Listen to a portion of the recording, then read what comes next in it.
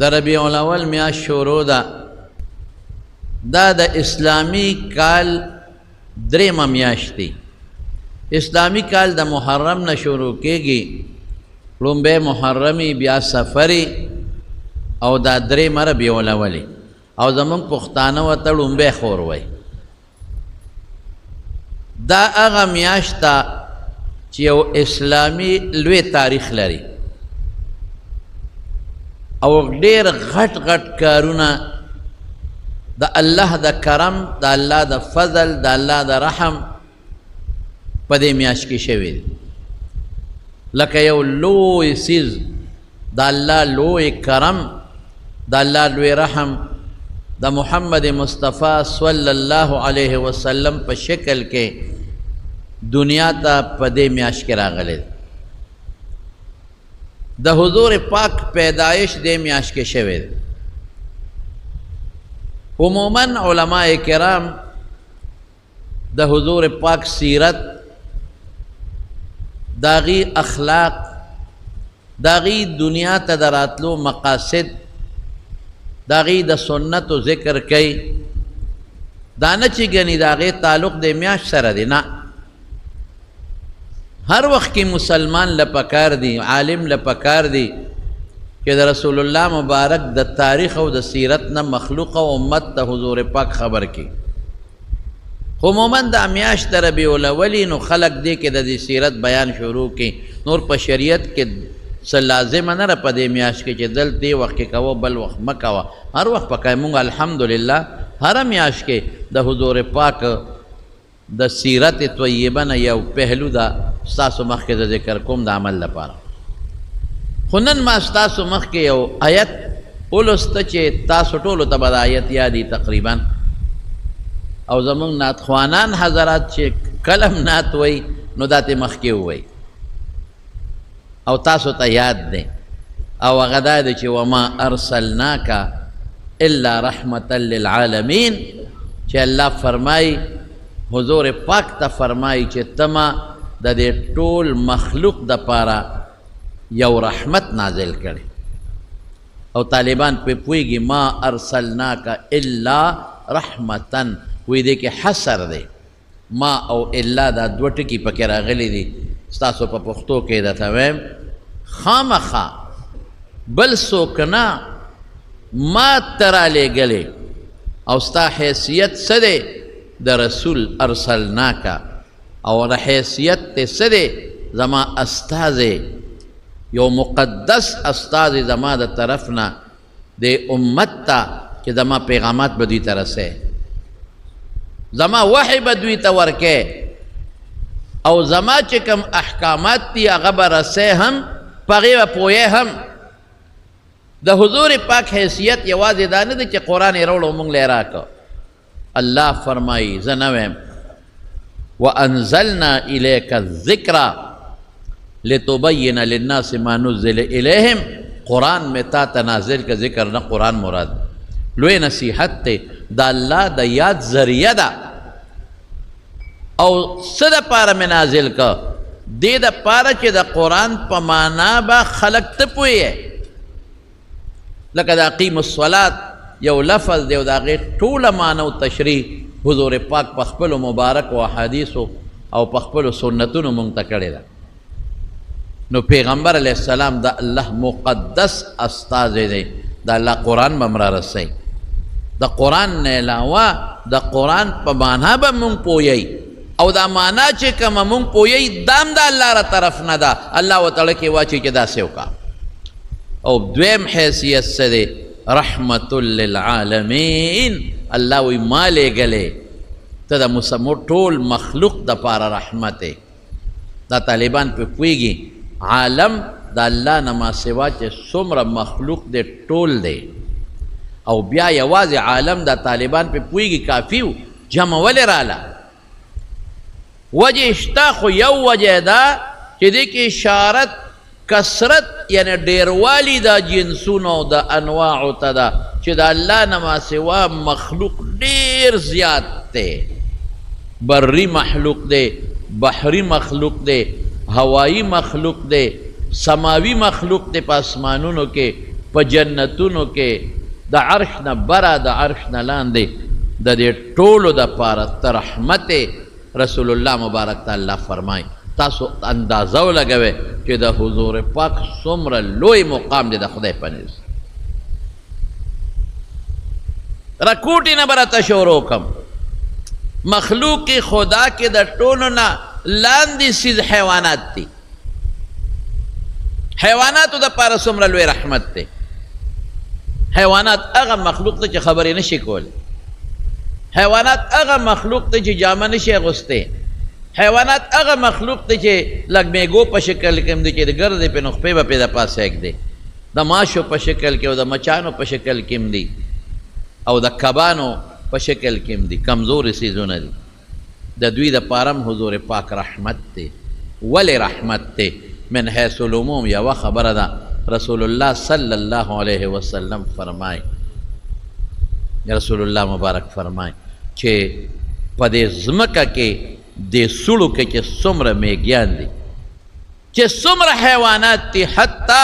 د سړي میږیان او حتی په اوبو کې دننه کبان، دا ټول د معلم د خیر دپاره دعاګانې کوي. هغې ته پته ده که پیغمبر مبارک نه وی اوس په قیامت راغلی، که د هغه تعلیمات نه وی، د هغه وارثان نه وی چې خلکو ته دین رسوي او خلکو ته ښکلې عقیده رسوي، فوراً به قیامت راشي. نو میږو ته هم پته ده چې موږ به تباه شو. رسول الله مبارک فرمای وی قیامت به کله راځي؟ د جمعې په ورځ به راځي. او د جمعې په ورځ به کم وخت کې راځي؟ د سبا خطو نه پس تر نور خطو پورې دې کې به راځي. نو وی په دغه ورځ باندې دا حیوانات څه کوي چې د میږیانو خپې اوچتې کړي او په یره کړي چې نن قیامت را نشي. دوی هم یریږي، الله پې پوه کړي دي. او پیغمبر علیه السلام فرمایي لا تقوم الساعه حتی لا یقال فی الارض الله الله. هغې پورې به قیامت نه راځي تر څو چې په مخ د ځمکه د الله نوم ویلې کېږي. نو د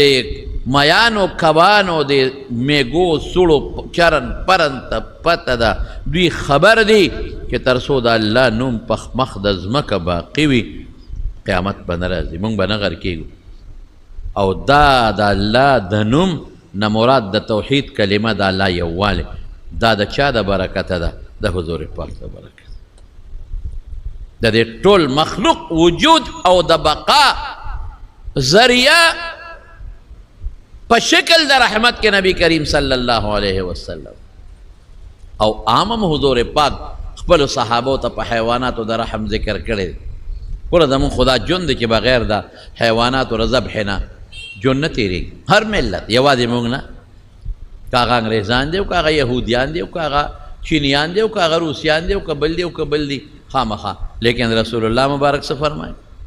اذا ذبحتم فاحسنوا الذبح واذا قتلتم فاحسنوا القتل. وی چې تاسو کله څاروي حلالوئ نو په ښکلې طریقې حلال کړئ، تر دې حده پورې چې چاړه به هم د څاروي په مخ کې نه تېره کړئ. چاړه او چاړه به ورته ښه تېره کړي. ولیورح احدکم ذبیحته زر دمکا، چې چاړه تیری او په زرې پې راکاږي نو دا څاروي به زر حلال شي، وینه به ترې زر توی شي او زر به دمه شي. دا څومره. او بیا چې تر څو په څاروي کې سا وي نو څرمن به ترې نه وباسي، دا ګناه ده. اوس هم بعضې خلک دا قصابان بعضې د کړنه لږ سخت دی، نو چې څنګه څاروی حلال کړي نو لا سا پکې وي چې په څرمن شروع وکړي، دا ګناه ده. یا دا کم چرګان چې تاسو حلالوئ نو چې تر څو پکې سا وي نو څرمن به ترې نه وباسئ، صبر به ورته کړي. مشرکانو د مکې به دا چل کاو چې د څاري نه به مخکې د اوښ نه به قب مخکې پرې کاو، نو وروستو به یې حلالو. وایي دا ترسکوني او د ګډ نه به یې لم مخکې پرې کاو، نو وروستو به یې حلالو. وایي دا ترسکوني. پیغمبر مبارک سخته منع وکړه، دومره منع وکړه. وایي که دا قب دی د څاروي نه مخکې پرې که دا مردار دی نه به خورئ، پابندي وکړه. ګوره او که د ساوي نه دی لم مخکې پرېږده د ګډ نه دا مردار دی نه به خورئ پته ولګي چې دا مردار دی بیا به څوک دا کار نه کوي بل به یې څه چل کو چرګه به یې ځان ته وتړله او په غشو به یې ویسته په هغې به یې تیسه ایسته خوند به یې وله ورکو چې دا غزار به پې وچو چرګ به ټوپونه وال رسول الله مبارک وفرمایل دا ګناه ده بالکل به نه کوې او که په غشو باندې دی یا په ټوپک یا په بل څیز دقسې چرګ وویسته او سار یې ته ویسته مردار ولې مردار دی ظلم دی ګوره حکم یې جاري کو چې څوک دا ظلم نه کوي چې ورته پته ولګي چرګ مرداري کې څه به دا کار کو او چې کله قربانۍ له د څاروي واغېسته قربانۍ له او د دې څاروي په ګېډه کې بچې وي مخله قربانۍ له مخله ولې دا به حلال کې بچې مفتو کې ضایع شو او برباد شو او د څارو متعلق حضور پاک جمعات کې ناست دی اوښ راغی نیغ را روان دی خلکو وی منې کو وی مې منې کوې فریاد یې راوړی او اوښ چې څنګه راغی رسول الله مبارک ته نو د خپو کې سر کېښوده او برړار یې شروع کړه سترګو نه اوښ کې روانې شوې وی د دې اوښ مالک راولېده ما ته فریاد وکړه مالک یې راوسته وی ستا دې اوښ ما ته فریاد وکړه کار پې ډېر کې خوراک نه ورکې ډېر یې ستړی کې ډېر یې ستړی کې وی او د الله رسوله وی داسې به نه کوې ګوره دې ته رحم وایي په څارو رحم دې ته وایي داسې به نه کوې کار پې کوې خو چې دمی او چې ستړی شي بیا به پې کار نه کوې اوس هم ډېر خلک په دې خصوصا په دې خرو ډېر ظلم کوي او زه اوس خو ټانګې ختمې شو چنګچانې رالې او په خدای چې په خلکو او په خوا په دې اسپو ډېر ظلمونه کول او ابه د تلو نه وه غریبه ستړې به وه او چابک به یې ورته نیولې او هغه د چابک هغه تسمه څه کې په دا لرګي به یې واله اوس خو پې الله رحم وکړه چنګچانې راووتې نو خلک د ټانګو نه خلاص شو دا ظلمونه به دې خلکو کول ابه نه تلې که تاسو ورته اوس هم تاسو ګورئ زه یو تجربه وکړئ که نه چې کله تاسو په دې غویانو باندې یوې کوئ یا بل کار کوئ او دا غرمه شي تر هغوی دې سترګو ته وګوره اوښکې به دې روان دا جاړي غریب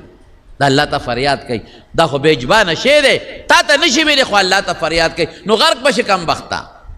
نو حضور پاک فرمایي ظلم به نه کوې صحابي ته یې ووایي چې دې باندې کار کوه خو ډېر مې مستړې کوه چې دمی کار پې کوه خوراک وله ورکوه دا په څاروو رحم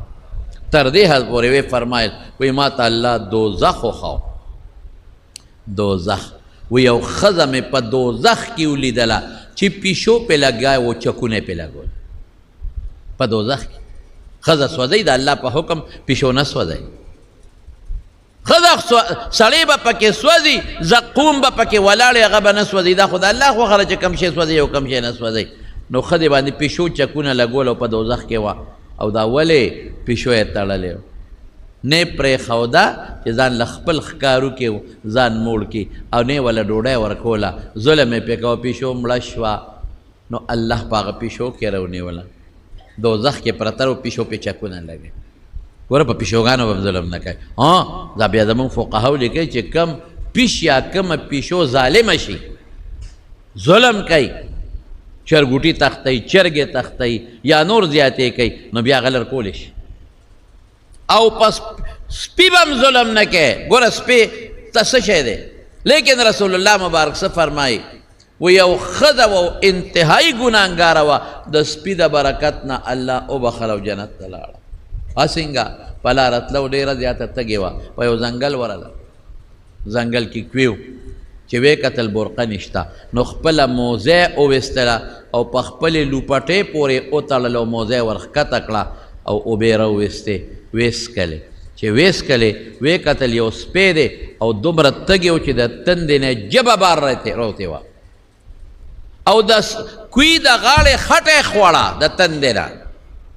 دوی زر دی ښځې هغه لوپټې پورې موزه وتړله ورښکته یې کړه او اوبې راوویستې و هغه سپی یې سیراب کو الله په هغه عمل د دې ښځې دومره خوشحاله شو چې هغه ګناهګاره ښځه د سپي په سیرابولو الله وبخله او جنت ته یې داخله کړو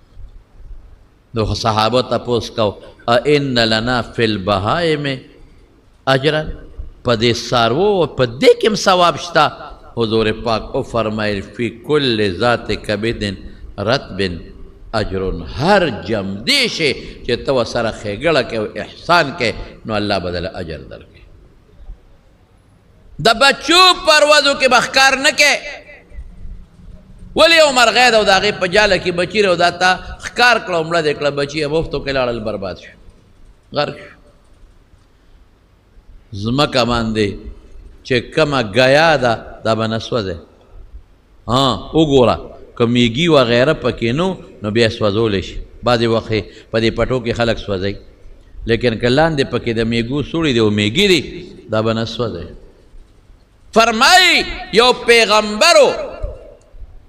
او په یو ځای کې دمه کړې وه، میږي پې ټک وچلی د میږي څه ټکي، او پیغمبر په غصه کې راغی او ایشا به دا سوړي د پاسه چې څومره میږي دي ټوله سوځوي. ممکن ده د هغه مقصد به دا و چې دا د دمې ځای دی، د ارام ځای دی، میږي خو داسې نه ځي راشه دا به وسوځو، نو د دې خلکو د دمې په ارام ځای کې به میږي نه. حضور پاک ته فرمایي الله ورته وحی راولېږله، وی یو میږي ټک درکه نو په زرګونو میږي چې زما ذکر کوي ما یادوي ادې غونډه سوځو په میږو رحم. دا خو د الله ذکر کوي. ام من شیء الا یسبح بحمده ولکن لا تفقهون تسبیحهم. هر شی د الله ذکر کوي، تسبیح وایي، خو تاسو پې نه پوهېږئ، الله پې پوهېږي. ما ارسلناک الا رحمتا للعالمین. دا د حیواناتو دپاره او د څاروو دپاره د دواړو جهانو مبارک سردار رحم دی. رحم وکړئ په حیواناتو. رسول الله مبارک نهى عن تحریش البهائم. څاروي به نه جنګوي. ډېر خلک یې چرګان جنګوي او داسې مې هم لیدي دي ظالمان. یو ځل په دغه ګوندلو دغه علاقه کې یو مدرسه وه، هغې کې یو کال له تللی وم، د حدیثو درس یې شروع کو نو تللی وم. په دغه علاقو کې د دې سپو د چرګانو د مړزانو د جنګولو ډېر لوی رواج دی. یقین کوه چې ما ورلم یو چرګو او دې نوکانو یې پړقېدل، نو زه ورنږدې شوم، تک زیړ زیړ نوکان. هلکه مې دا څنګه چرګ دی؟ وی دی د تانبي نوکان ورته لګولي دي. خدای چې پسه لګوي. مې دا ولې؟ وی دا جنګی، دا نوکان تیره دي، دې دپاره یې ساتلي دي چې بل چرګ باندې ټونګه وي چې هغه مړ کړي، هغه زخمي کړي. چرګان خلک لګیا دي او جنګی او په هغې پیسې ګټي. مړزان خلک لګیا دي او جنګی او په هغې پیسې ګټي. سپي خلک جنګی وینې ته بیږي وینې. یقین وکړه یو ځای سوات ته تللی د مدین کې مې یو ځای کې شپه وه، نو موسم یخ و مې هلکه زه بار سملم. وی ښه نو سار چې مې مونځ وکړه داسې مې د سیند په غاړه واک کو، اوس هلکانو واړه او خرې جنګول. دا مې په لومبي ځل ولیدل. یا خدای پاکه اخرې داسې جنګول که د خرو جنګ تاسو نه دی لیدلی چې هغې به چکم لګاو او شا به یې کړه چې غرض به شو، بل خر خېټې له به یې دواړه پې برغې راوبرول، بل به پې چغې والو، ناګانه به یې شا کړه چې غرض شوه. ما هغه هلکان وشړل، خدای به بې خبر خره جنګ. اوښان خلک جنګوي. اوښان په دې عربو کې عموما اوښان جنګوي. هغه څنګه کوي پته راته شته؟ هغه چې یو اوښ یو بل سره په جګړه چکونه لګوي، نو ناګانه هغه یو اوښ هر یو چې تکړه شو د بل اوښ په دې مرۍ په غړانګه د خپله غړانګه کېږي، راویې پرځوي. چې راویې پرځو دا غړانګه وله لاندې کې هغه اوښ ټوپونه وایي او د پې د پاسه د خپله غړانګې یې ښودي، نه یې پرېږدي، هله یې پرېږدي چې د هغه نه سوخېږي. او په لکونو درهم او ډالر په هغې باندې انعام ګټي. په خدای قسم حضور پاک منع کړی ده ظلم مه کوئ حیواناتو سره. دا خو دې دپاره نه دي ظالمانو چې تاسو پې پیسې ګټئ او په ظلم یې وجنئ. رحم دا په حیواناتو رحم شو. په غلامانو یې څونه رحم کړي. مریان، دا مریان ګورې د اسلام په اسلام کې نه دي راغلي، مخکې نه را روانه طریقه وه او هر یو سړي سره به یو دوه غلامانه وینځې وې. اسلام بندول نشو کولی، فتنه جوړېده، نو په طریقه دا سیسټم ختمه و. نو پیغمبر مبارک فرمایي چې قسم وخورې نو کفاره یې دا چې مریی ازاد کړه. ښځې ته یو قسم زهار دی وغیرہ مریه ذات کا دا کارو کې مریه ذات کا دا کارو کې مریه ذات کا مطلب یې دا چې دا مریه نه ذات شي او په خپله حضرت جویریه رضی الله تعالی عنها وینځه وه په جهاد کې د پیغمبر علیه السلام ورسېدله نو چې په حیث د وینځې ساتله خو نوکره به په کور کې دل خدمت پې کو وینځې به بارم ګرځېدې هر قسمه خدمت یې کولی شو لیکن د پیغمبر رحم ته وګوره د حضور پاک هغې ازاده کړه نکاح پې وتړله ام المؤمنین یې ته جوړه کړه د مسلمانانو مور د ټولو مسلمانانو حضرت صفیه رضی الله تعالی عنها په خیبر کې ونیولی شو حضرت صفیه اوهو چې گرفتاره شو حضرت دحیه کلبی رضی الله عنه راغی وی مال یو وینځه راکوي ښه ځان له خوښه کا دا صفیه خوښه کړه صحابه راغلل حضور پاک ته صاحب دا دې څه وکړل ولې وی خو خفه ده پریشانه دا خو زه ستاسو د سردار دپاره مناسب یم ځکه چې صفیه پلار د خیبر د لوی قوم سردار د صفیه رور د خیبر د لوی قوم سردار خاوند د لوی قوم سردار او په دغه جنگ کې پلار هم مړ شو رور یې مړ شو خاوند یې مړ شو نو زما خاوند او پلار او رور مړ شو دړمنه مېمه او د سردار لور یم او د سردار خور یم په سردار واده یم نو زه خو ستاسو سردار نه پکار یم حضور پاک یې نبی علیہ السلام بیا چې دې ته وکتل نو ورته یې دحیه ته وایي زه ته بلا واخله او زه صحیح شوم پیغمبر علیه السلام لرال نو ګوره څه چلی وکړه ورسره که په حیثیت د وینځې ساتله ځکه دشمنانو مخکې یهودیه وه اوس مسلمانه شوه په حیث د وینځې ساتله نو ډېر کار یې ته اخیستی شو هم به کور خدمت کو هم به بار خدمت هم به د بازار نه شی راوړو هم به په لارو کوڅو کې ول تل راتل کولو ځکه وینځو به دا ستر نه کو لیکن رسول الله صلی الله علیه وسلم هغه آزاده کړه نکاح ورسره وکړه مهر یې وله مقرر کړه امهات المؤمنین چې څنګه عایشه بیبي حفصه بیبي و اقص مقام ولا خدای پاک ورکړه د مسلمانانو مور ته جوړه شو دومره عزت وینځله په دې مخ یې داغ و داغ سور شان دی نو چا ورته وی دا سور داغ دی په دې مخ د څه دی وایي چې زه کله واده شوم نو زما خاوند د دې نجومو ماهر او کهانت کې ماهر نو ما یو خوب ولیده ما وی یو سپومې د مدینې نه اوچته شوه او د اسمان د نیمې ته ورسېده او سپومې زما غېږ کې را پرېوته نو ما مې خاوند ته الوی چې خاونده دغسې خوب مې ولیده وی هغه لاس اوچت کو مضبوطه څپېړی را کړه دا مخ مې هغې سره سور شوی او وی ما ته څه وی وی ما ته وی چې ته جوړ د مدینې د سردار خوبونه یې نه ته د مدینې د سردار خوبونه جوړ یې نه ور هغه پوه شو چې د صفیې په قسمت خدای محمد مصطفی لیکلی دی صلی الله علیه وسلم او بنې خو یو بل سره کله جګړې هم کوي نو یو ځل ورته حضرت حفصې وی ته یهودیه یهودنې نو چې دا حضور پاک راغی نو ژړلې وی ولې ژاړې وی حفصې راته دا خبره کړې خیر بنې یو بل سره دا خبرې کوي کله په جګړه شي نو رسول الله مبارک په هغې غصه شو او څه وی ورته وی اتق الله یا حفصه حفصې د خدای نه ویرېږي داسې بیا ونه وی او وی تا ته وایي چې د یهودي لورې وی او دی راته ویلي دي وی حفصې ته ووایه چې زه د پیغمبر لورې ما چې حضرت موسی دی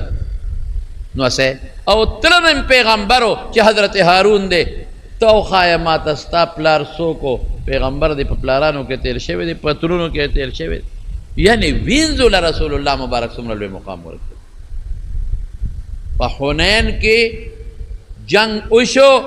او مالونه ونیول او وینځم په قبضه کې رالی حضور پاک له یو صحابي راغی وی صاحب په دې وینځو کې یو جینۍ ده او زه ستاسو د پیغمبر خور یم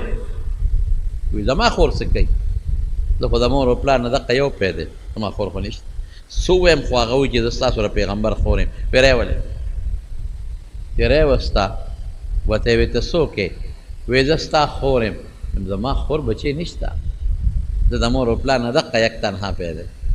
وی ښه خور دې نشته وی نه وی حلیمه دې څه وه وی هغه مې رضاعي پیو والا مور وه وی زه د هغې لور یم که او شیما مې نوم دی نو ستا خور نه شو او نخره تو خیم وی ما ته لوبې کولې ته ماشوم مې مونږ کره د ما د مور پیدې خوړل نو ما ته به لوبې کولې بار تم ماشوم یو زه ماشوم او ما وی دی لاس ته مې وګورې یو ځل مې د سره سروانې وکړه نو تا را باندې چک ولګو نو ستا د غاښونو مبارکو داغ اوس هم زما په دې لاس پروت دی نو حضور پاک وژړل هغه زړې خبرې ور یادې شي سترګو مبارکې کې اوښکې راغلې صحابو ته وی ګوره دا وینې غلامان خو د ټولو شریک دی وایي که خوښه مې دا جینۍ دا زما رضاعي خور ده ما د دې د مور پیس کلی دی د ماشوم دوی کره مې 2 کاله څه د پاسه وخت تیر کړی دی دا مې زما ستاسو د پیغمبر خور ده نو ازادوی نه ګوره رحم دې ته حالانکه یو وینځه او په بلو پیسو خرڅېدله صحابو کمال ته ګوره د پیغمبر نه چې کم پیغمبر کې چې کم رحم او صحابه کرامو کې مغه رحم راغلی هغې څه کوي د هغې شیما د وجې نه د هغې د قوم د بنو سعد څومره چې غلامان او وینځي په سوونو غونډې ازاد کړل الله ما ارسلناک الا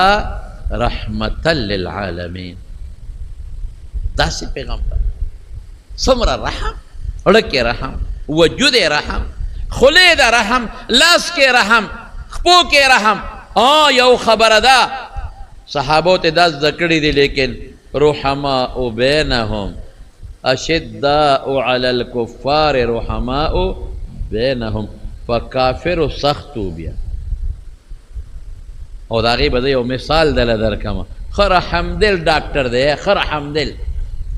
یو سرجن دی او ډېر رحمدل دی او هغه له تا پلار بوته او د هغه پلار ګوته باندې کینسر دی دغه ډاکټر څه وایي وایي دا ګوته به پرې کوو که دا نه پرې کوې نو دا ورو دا کینسر خپې ته دی بیا د خپې نه ټول وجود ته دی نو 2-3 میاشتې کې به یې پلار مړی نو څه به کوو نو هغه زوی م ورته وایي ډاکټر صاحب بچ وجود یې ژوند یې بچ کېږي نو دا ګوته دې پرې کړه نو هلکه پرې کوي که نه پرې کوي اپریشن وشو چې نور وجود بچ شي د دې کافرانو مثال د کینسر والا ګوتې دی کینسر دی دا کینسر نو رحم به په دې نورو مسلمانانو کې په کائناتو به کې په اونو به کې په بوټو به کې په دې نور وجود چې رحم کې نو د کینسر ګوته به پرې کوي په دې نور وجود چې رحم کې د کینسر اندام به پرې کې نو په دې ټولو مسلمانانو کائناتو اونو بوټو مارغانو چې رحم کې په فرشتو په دې ټولو چې رحم کې نو دا کینسر چې کافران دي دا به لر کې بیا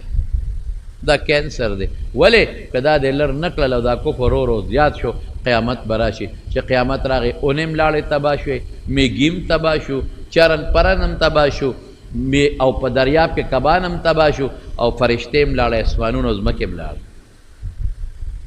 دا کینسر دی کینسر به لر کې هغې سره هم الله پاک پیغمبر ته ګوره رحم ته وایي په جنګ کې که ښځه د دشمنې نه به وجنې که ټوپک وسره بیا وجلی شي او که ټوپک وسره نو ښځې د کافرو به نه وجنه بوډاګان به هم نه وجنه الله د دشمن بوډا که ټوپک بیا وجلی شي او د دشمن مذهبي مشران مولایان به هم نه وجنې که ټوپک ورسره نو بیا وجلی شي ساجي به په کافرو رحم او بیا هم څه وایي وایي که جزیه درکولو ټکس یې درکاو ټیکس دا چې ستا د مسلمانانو طاقت منم بس نو پرېږده بیا مه وجنه ټیکس درکوي جزیه درکوي ستا د حکومت چې کوم قانون دی هغه مني غږ به م ورته نه کوې بیا څه وایي بذلوا اموالهم لتكون دماؤهم كدمائنا واموالهم كاموالنا چې ټیکس درکوي او ستا د قانون مني نو د هغې مال ستا د مال په شانتې شو او د هغې وینه ستا د وینې په شانتې شوه غږ به نه کوې دا په کافر رحم شو که نه شي غږ به م ورته نه بیا هغوی که خپل عبادت خانه جوړی غږ به م ورته نه کوې که په خپل عبادت خانه کې خپل عبادت کوي غږ به م ورته نه کوې خیر و خلاص دې ته صیبه رحم وایي مونږ د رسول الله مبارک امتیان یو اسی رښتیا ویم زمونږ پړه کې شته یو بل سره رحم نه نه نه پیغمبر په کافر رحم وکړه بوډا یې مه وجنه ته خو بوډا نه پېژنې پیغمبر په کافر رحم وکا خدای مو وجنا ته خو خدام نه پرې دی وجنې ول پیغمبر وای دا اغوی عبادت والا مشران به نه وجنې ته خو عبادت والا مولیانم نه پرې